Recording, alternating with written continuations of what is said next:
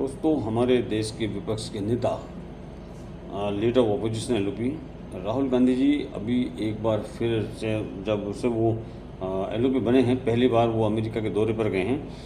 और वो जब जब भी दौरे पर जाते हैं बाहर, तब तब देश के अंदर एक न एक नया विवाद छिड़ता है। और इस बार भी यही हुआ। ये नेताजी अमेरिका में अपने दौरे पर गए और वहाँ पर जाकर के इन्होंने फिर से भारत को तोड़ने का एक एजेंडा चला दिया है। वो वहाँ पर जाकर कहते हैं कि भारत में फाइट इस बात के लिए है कि सिखों को अपने धर्म का पालन करने दिया जाना चाहिए। अरे बेवकूफ़ इंसान, यहाँ पर सिख आज से नहीं, जब से सिख पंथ की स्थापना हुई तब से हैं। कौन से सिख को रोका गया है? क्या इस देश को कभी पगड़ी पहनने के लिए, कड़ा पहनने के लिए रोका गया है? लेकिन या गुरुद्वारे जाने से रोका गया है? लेकिन राहुल गांधी जी कहते हैं कि यहाँ पर फाइट सिर्फ इसलिए है कि सरदारों को पगड़ी पहनने के लिए, कड़ा रखने के लिए और गुरुद्वारे जाने से रोका जा रहा है।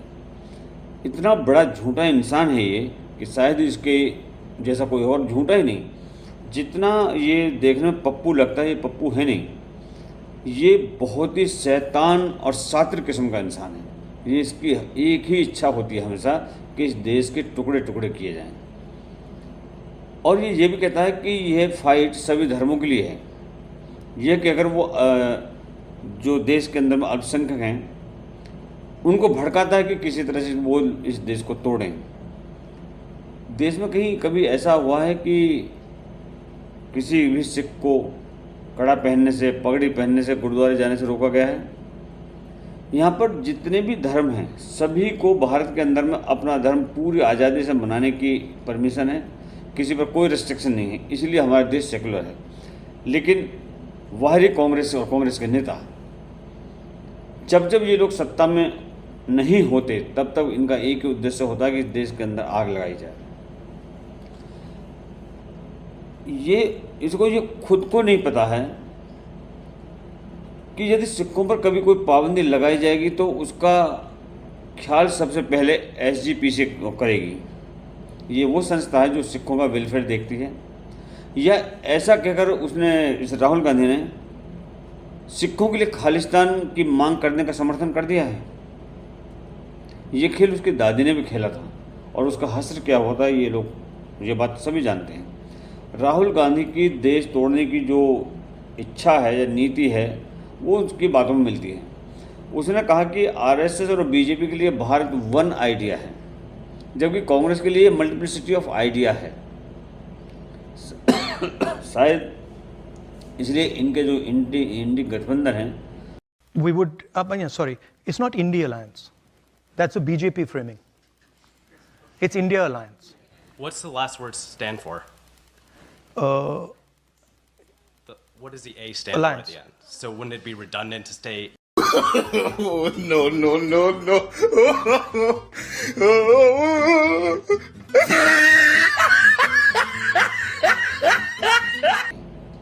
और बस यही चलता रहता हो, इसलिए ये कहलाता है मल्टीप्लिसिटी ऑफ आइडियाज़। इसका मतलब ये भी है कि सभी राज्यों को भारत के खिलाफ ये व्यक्ति भड़काना चाहता है। और ये तो इसके आज की नहीं, ये तो इसके परिवार की ये नीति रही है हमेशा से कि या तो आप सत्ता में रहिए वरना आप देश के अंदर अशांति फैलाइए। इस व्यक्ति ने पहले भी कहा था कि देश के अंदर में तेल छिड़क दिया गया, सिर्फ आग लगाने की देर है। इसी व्यक्ति ने बांग्लादेश के अंदर भी यही ट्रायल किया है और शायद ये वही यहाँ पर करना चाहता है। बीजेपी आरएसएस चाहती है कि महिलाओं को एक तरह के रोल में बांध कर रखा जाए। महिलाएं घर में रहें, खाना बनाते रहें, ज़्यादा बात ना करें, जबकि हमारी सोच है कि महिलाओं को सब कुछ करने की छूट होनी चाहिए। ये राहुल गांधी ने कहा। कहाँ पर? अमेरिका के अंदर में। कांग्रेस महिलाओं को कितनी छूट देती है, कितना उनका मान सम्मान करती है? भैया राहुल गांधी थोड़ा एक बार सुन लीजिए। असम की यूथ कांग्रेस अध्यक्ष अंकिता दास ने यूथ कांग्रेस के अध्यक्ष श्रीनिवास बीवी पर यौन शोषण की एफआईआर की थी। महिलाओं को आगे बढ़ाने वाली राहुल की कांग्रेस ने श्रीनिवासन को तो कुछ नहीं कहा, लेकिन अंकिता दास को पार्टी से निकाल दिया। दूसरा, राधिका खेड़ा, इन्होंने अभी भाजपा को छोड़ा, सॉरी कांग्रेस को छोड़ा, और ये भाजपा में क्यों आई पता है राहुल जी? नहीं पता होगा। कांग्रेस के दारूबाजों ने उनसे छेड़खानी की थी।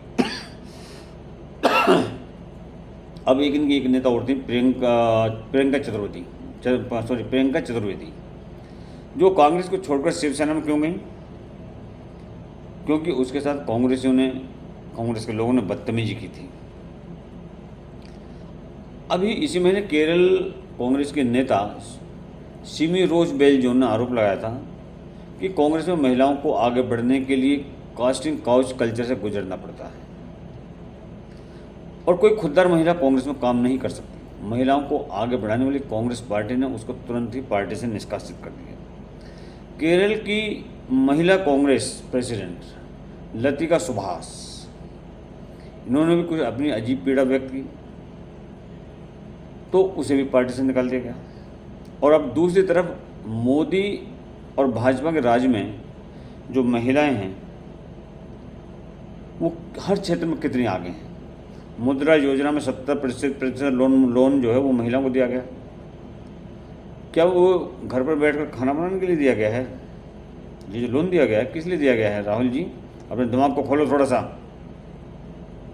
नवजोत सिंह सिद्धू ने तुम्हें ठीक सही बिल्कुल बोला था पप्पू, लेकिन तुम पप्पू नहीं, तुम बहुत शातिर किस्म के व्यक्ति हो। चंद्रयान 3 को चंद्रमा पर लैंड करवाने वाली महिलाओं की टीम ने रसोई में खाना बनाते हुए जिस लेडी ने चंद्रयान को लैंड करवाया था चंद्रमा पर, वो एक लेडी थी। उन्होंने घर में खाना बनाते हुए सारा काम नहीं किया, उन्होंने बाहर निकल करके ये काम किया था राहुल जी। और राहुल गांधी कहता है कि वो भारत में इसलिए नहीं रहना चाहता क्योंकि यहाँ 90% लोग जो SC ST OBC हैं वो अपॉर्चुनिटी को छू नहीं पाते। जाओ फिर जहाँ जाना है। फिर कहता है हम आरक्षण को ख़त्म करना चाहेंगे। जब भारत एक फेयर प्लेस बन जाए, जो अभी नहीं है, यानी दिल ही दिल ये व्यक्ति आरक्षण को ख़त्म करना चाहता है, और फिर SC ST OBC को क्यों घुइयाँ दे रख देगा ये? अपनी आदत के अनुसार राहुल ने एक बार भी देश विरोधी एजेंडा विदेश में चलाया, लेकिन जिस दिन प्रधानमंत्री मोदी ने कांग्रेस और राहुल की विदेश में बखिया उधेड़नी शुरू कर दी, उस दिन ये छापा करने लगेंगे। ये व्यक्ति वो है कि जो कभी भी जब भी ये बाहर गया देश से, इसने कुछ ना कुछ उल्टा किया है। असल में ये जो कुछ हो रहा है ये एक चक्रव्यूह है जो ये कांग्रेस, राहुल गांधी और जो बाकी के 26 दल मिलकर के रच रहे हैं। ये चक्रव्यूह क्या है कि इस चक्रव्यूह के बीच में मोदी जी खड़े हुए हैं और मोदी के नाम पर भारत है, और भारत के नाम पर हिंदुत्व की बात करने वाला वो हिंदू जो जातियों से ऊपर अपने धर्म और देश को रखता है। इस तरह मोदी के नाम पर मोदी के चारों ओर एक चक्रव्यूह सेट किया हुआ है, और इस चक्रव्यूह के सबसे पहले घेरे के अंदर में आर्थिक तंत्र पर चोट है,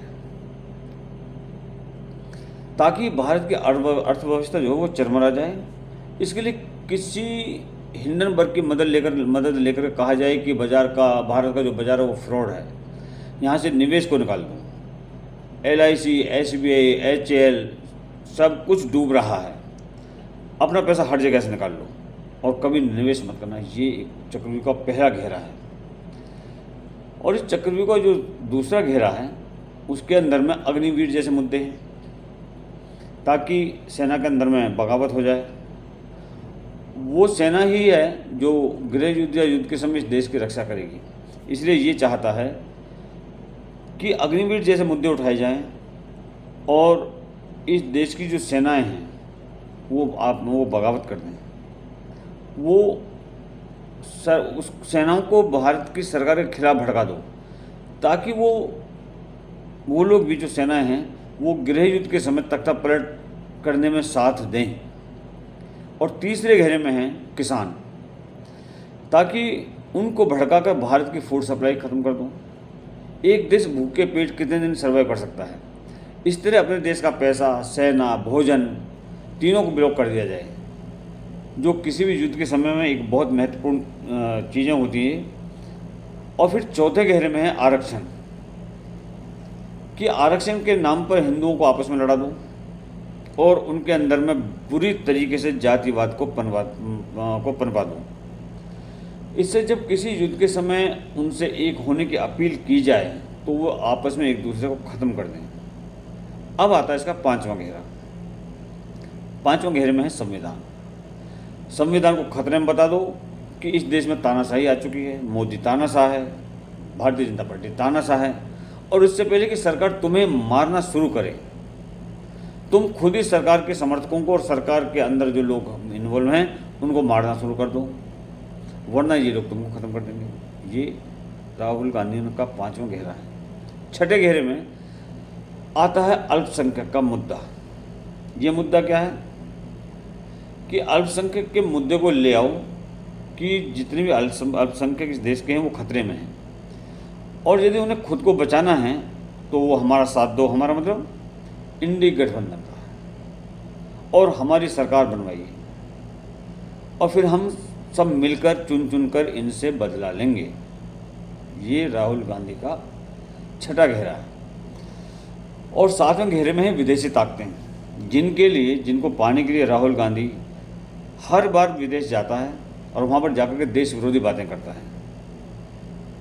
विदेशी ताकतों से जाकर कहता है कि तुम हमें फंडिंग करो, हमको प्लानिंग बताइए कि कोई कैसे खालिस्तान को बना सकता है, कोई कैसे ईसाई देश नॉर्थ ईस्ट में बना सकता है, कैसे कोई इस्लामी निज़ाम की बात केरल बंगाल में करनी है तो कैसे की जाए, और कैसे नॉर्थ बनाम साउथ करवाना है, कैसे हिंदी और गैर हिंदी में भारत को बांटना है। और फिर जब ये सब हो जाए तो विदेशी ताकतें लोकतंत्र बचाने के नाम पर इस देश में हस्तक्षेप करें, जैसे कि वो अन्य देशों में करती हैं। इस तरह का 7 घेरों का चक्रव्यूह है जिसके खिलाफ इस देश के प्रधानमंत्री माननीय मोदी जी को लड़ना है। और मोदी की ताकत जो है वो क्या है, वो है जनता का उन पर अटूट विश्वास। और वर्तमान समय में हर वो चीज़ की जा रही है जिससे कि वो अटूट विश्वास टूट सके। जितनी भी पार्टियां हैं, जितनी भी विपक्षी पार्टियां हैं, इन सब का एक ही उद्देश्य है कि जनता का जो मोदी जी के ऊपर में भरोसा है वो किसी तरह से टूट जाए। मोदी खत्म तो उनकी आड़ में जितने भी हिंदू फुदकते हैं ना, जो कांग्रेस को लेकर मजहब तक को गालियां देते हैं, फिर उन्हें खत्म किया जाएगा। राष्ट्रवाद को अपराध घोषित कर दिया जाएगा। जुल्म के खिलाफ बोलने पर, आवाज़ उठाने पर लोगों को उठा लिया जाएगा। अन्य देशों में से कोई कुछ बोलेगा नहीं, जैसे आज बांग्लादेश पर कोई नहीं बोलता, उल्टा कहते हैं कि ये सब फर्जी बातें हैं। पश्चिम बंगाल की तरह ही आवाज़ उठाने पर घर से उठा लिया जाएगा। और सुप्रीम कोर्ट आपके सोचते हो कि बचाने के लिए आएगा? कदापि नहीं, क्योंकि सुप्रीम कोर्ट की मानसिकता भी यही है जो इन बाकी लोगों की है। सुप्रीम कोर्ट के जजों को भी उस तरह से घेरा जाएगा। अगर ये सुप्रीम कोर्ट के जज खुद किसी चीज़ के ऊपर एक्शन लेंगे तो इनको भी वैसे ही घेरा जाएगा जिस तरह से कि बांग्लादेश में किया गया है, और उसके बाद में इनसे इस्तीफा लिखवाया जाएगा। ठीक है भाई साहब। और इन सब का बहाना रहेगा कि तानाशाही के खिलाफ जनता ने बगावत कर दी है। वो हिंदुत्व करने वालों की को थोड़ी मार रहे हैं, जो हिंदुत्ववादी हैं या जो कहते हैं हिंदुत्व की जो बात कर रहे हैं, वो उनको नहीं मार रहे हैं, वो तो भाजपा समर्थकों को मार रहे हैं। ये पश्चिम बंगाल में हो रहा है। जो मोदी जी का साथ देकर जुल्म का साथ देते हैं कि फलां टोपी वाले ने तो हिंदू को इसलिए काट दिया कि इतने सालों से उसका उत्पीड़न हो रहा था, फलां हिंदू लड़की को इसलिए उठाकर रेप कर दिया गया क्योंकि वो बेअद भी करती थी मजहब की, फलां हिंदू का घर इसलिए लूट लिया क्योंकि ये पूंजीवाद का समर्थन करता था और गरीबों को दुत्कारता था, फलां हिंदुओं से इसलिए इस्तीफा लिया जा रहा है कि सरकार के साथ तानाशाही में शामिल था, फलां हिंदू को इसलिए जजिया टैक्स इसलिए लगा रहे हैं कि उन्होंने बहुत लूट मचाई थी। और ये सब कुछ मैंने अभी कहा है, ये अतिशयोक्तिपूर्ण नहीं है, बल्कि आपके पड़ोसी देश बांग्लादेश में हो रहा है, आपके राज्य बंगाल में हो रहा है, इस देश के राज्य, और कितने दर्जन कि देशों में इसका इतिहास है। हाँ, वो बात अलग है कि अगर तुम लोग गलतफहमी में रहो कि मेरे साथ नहीं होगा और तब तक मैं किसी महंगाई या टैक्स के नाम पर विधवा विलाप करता रहूँगा और सबक सिखाने निकल पड़ता हूँ। ठीक है, आप सोचते रहिए ऐसा, लेकिन जिस दिन ये लोग सत्ता में आए तो जो कुछ मैंने अभी कहा था वो सब चीज़ ये लोग करके दिखाएंगे, ये निश्चित है। बाकी मैं आपके विवेक पर छोड़ता हूँ। धन्यवाद। जय श्री राम।